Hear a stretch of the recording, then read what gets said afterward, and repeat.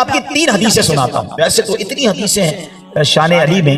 اچھا یہاں ایک اور بات بڑی عشق بھری ہے، صحابہ نبی پاک کی شان بیان کریں، امتی بیان کریں، تو یہ تو نارمل بات ہے، کرنی چاہیے، ہمارا حق ہے کہ ہم اپنے نبی کی شان بیان کریں.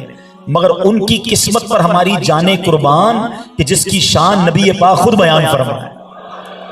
میرے آقا علیہ السلام نے حضرت علی سے فرمایا، اے علی انت منی بمنزلت ہارون من موسیٰ الا انہ لا نبی بعدی، یعنی تم میرے لیے ایسے ہی ہو جیسے موسیٰ علیہ السلام کے نزدیک ہارون کا مقام تھا، مگر یہ کہ میرے بعد کوئی نبی نہیں. ایک اور جگہ پیارے آقا فرماتے ہیں علی کا تعلق مجھ سے ایسا ہی ہے جیسا میرے سر کا تعلق میرے جسم سے ہے. ایک اور جگہ آقا فرماتے ہیں انا دار الحکمتی وعلی بابوہا، میں حکمت کا گھر ہوں، علی اس کا دروازہ ہے. وہ مشہور حدیث آپ نے سنی ہوگی، میں علم کا شہر ہوں اور علی اس کا دروازہ ہے. اللہ اکبر، کیسی شان ہے کہ نبی پاک علیہ السلام ان کے بارے میں کیا فرماتے. جب یہ مہاجرین مدینے پہنچے نا تو اسلام کی خوبصورتی دیکھیں کہ نبی پاک نے ہر انصار اور مہاجر کا بھائی والا رشتہ بنا دیا کہ ہر انصار جو ہے مدینے کے رہنے والے مکے سے آنے والوں کو ویلکم کریں اور ان کو سپورٹ کریں. اور سبحان اللہ صحابہ کرام نے بھی وہ اخوت کی مثال قائم کی، وہ بھائی چارگی کی مثال قائم کی جس کی مثال نہیں ملتی ہے. حضرت سعد تھے اور ان کی جو یوں سمجھیے کہ رفاقت کر دی گئی، بھائی بنا دیا گیا حضرت عبد الرحمن بن عوف. اچھا حضرت عبد الرحمن بن عوف بہت بڑے صحابی، بڑے مالدار تھے، مگر اب مدینے پہنچے کچھ بھی نہیں، سب اسلام کے نام پر مکے چھوڑ آئے تھے. مگر حضرت سعد نے کمال کیا کیا، وہ کہتے ہیں حضور اب آپ میرے بھائی ہیں، میری جتنی جائیداد ہے اس کا آدھا حصہ آپ کا، میرے 2 گھر ہیں، ایک گھر آپ کا، اور حضور میری 2 بیویاں ہیں، آپ ایک کو پسند کر لیں، میں طلاق دے دیتا ہوں، اس سے آپ شادی بھی کر لیں.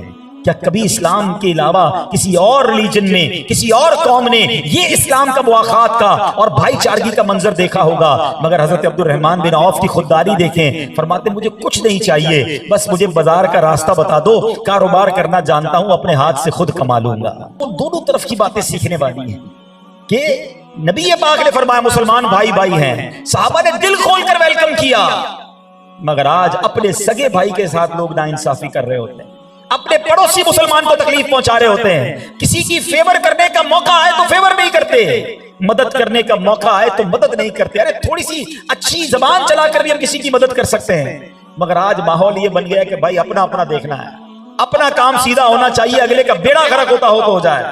نہیں میرے پیچھے اسلام بھائی، ایک جملہ یاد کر لو، کر بھلا تو ہو بھلا. جب بھلا کرو گے نا تب بھلا ہونا ہے.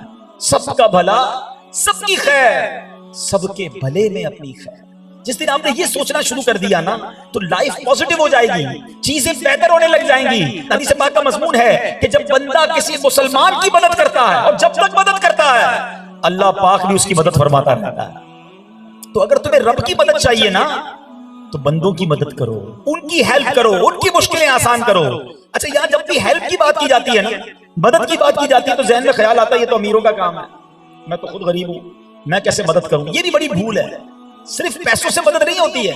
بعض اوقات چند اچھے بولی بندے کو کھڑا کر دیتے ہیں، مسکرا کر ملنا، ہمت دلانا، بیماری میں جا کر عیادت کر لینا، جنازے میں کھڑے ہو جانا، کسی مشکل میں اس کا ہاتھ پکڑ لینا، کسی جگہ سفارش کر دینا.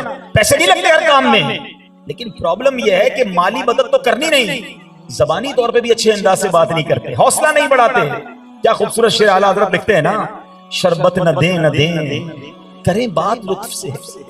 شربت نہیں پلانا تو نہ پلاؤ، میٹھی بات تو کر دو.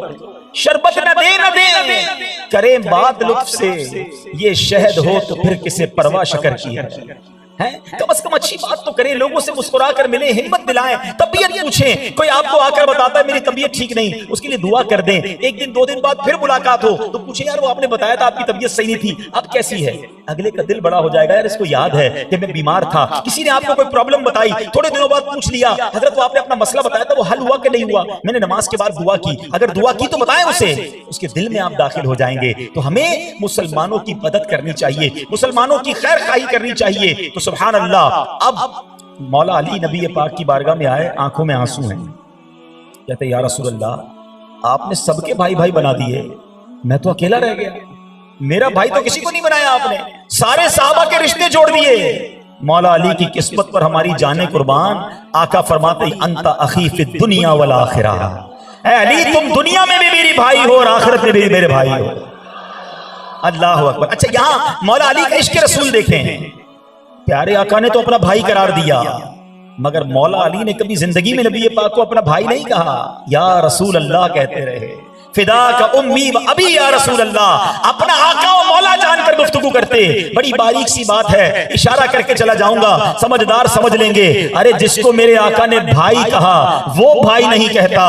تو آج کل کے لوگ اگر نبی پاک کو بھائی کہنا چاہتے ہیں وہ خود اپنی عقل پر ماتم کر لیں. تو بہرحال میرے بیچ اسلامی بھائیوں، اب چلتے ہیں آگے کہ مولا علی کرم اللہ تعالی وجہ الکریم کی شان کیا ہے. سبحان اللہ، سنتے جائیں ایمان تازہ ہوتا ہے. اچھا پھر یہ مولا علی کرم اللہ تعالی وجہ الکریم، اہل بیت اطہار اور صحابہ میں انٹریکشن کیسا تھا، ان کا آپس میں پیار اور اتفاق کیسا تھا کہ مولا علی شیر خدا کرم اللہ تعالی وجہ الکریم خود فرماتے ہیں کہ رسول کریم علیہ السلام کے بعد سب سے بہتر ابو بکر و عمر ہیں.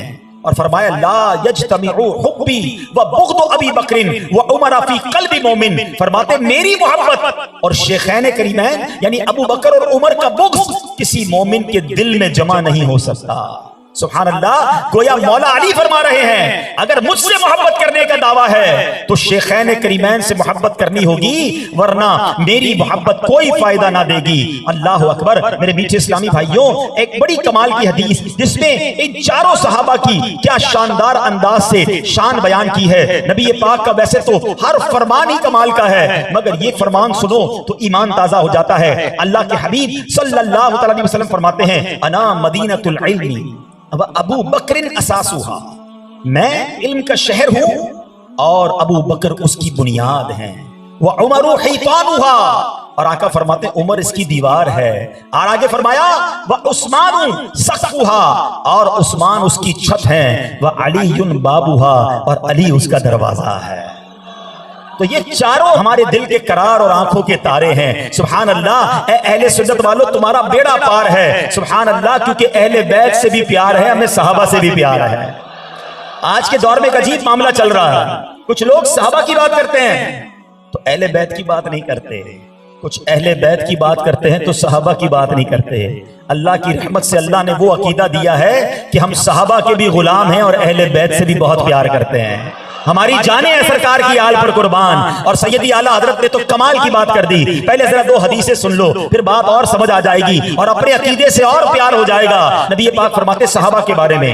اچھا مولا علی کرم اللہ تعالی وجہ الکریم کی شان کتنی نرالی ہے کہ آپ نبی پاک کے 4 یاروں میں بھی ہیں اور پنجتن پاک میں بھی ہیں. اللہ اکبر. سنو، نبی پاک فرماتے اصحابی کالنجوم فَبِأَيِّهِمْ اِقْتَدَيْتُمْ اِهْتَدَيْتُمْ. میرے آقا فرماتے میرے صحابہ ستاروں کی مانند ہیں، ان میں سے کسی کی بھی اطاعت کرو گے، فرما برداری کرو گے تو تم کامیاب ہو جاؤ گے، ہدایت پا جاؤ گے. صحابہ کو کیا کہا؟ ذرا میرے ساتھ دہرائیے. کیا کہا؟ ستارے. کیا فرمایا؟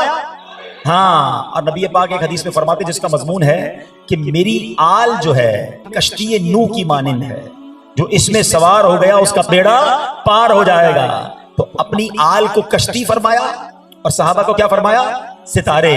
سبحان اللہ. بریلی کے تاجدار بھی کمال کی ہستی ہیں. اعلیٰ حضرت نے یہ دونوں حدیثوں کو کس طرح ایک شعر میں پرویا اور ہمیں سمجھا بھی دیا کہ اہل سنت والوں تمہارے مقدر جاگ گئے ہیں. کیا خوبصورت بات لکھتے ہیں. جو پڑھے لکھے لوگ ہیں وہ جانتے ہیں کہ پہلے کے زمانے میں جب سمندر پار کرنا ہوتا تھا اچھی کشتی چاہیے اور ستاروں کا علم چاہیے، کیونکہ ستاروں کے ذریعے راستہ تلاش کرتے ہیں ماہی گیر. انہیں پتہ چلتا ہے کہ یہ ستارہ اگر ادھر ہے تو یہ ڈائریکشن یہ ہے. تو اعلیٰ حضرت کہتے ہیں سنو، ہماری کشتی بھی کتنی پیاری، ہمارے ستارے بھی کتنے پیارے ہیں.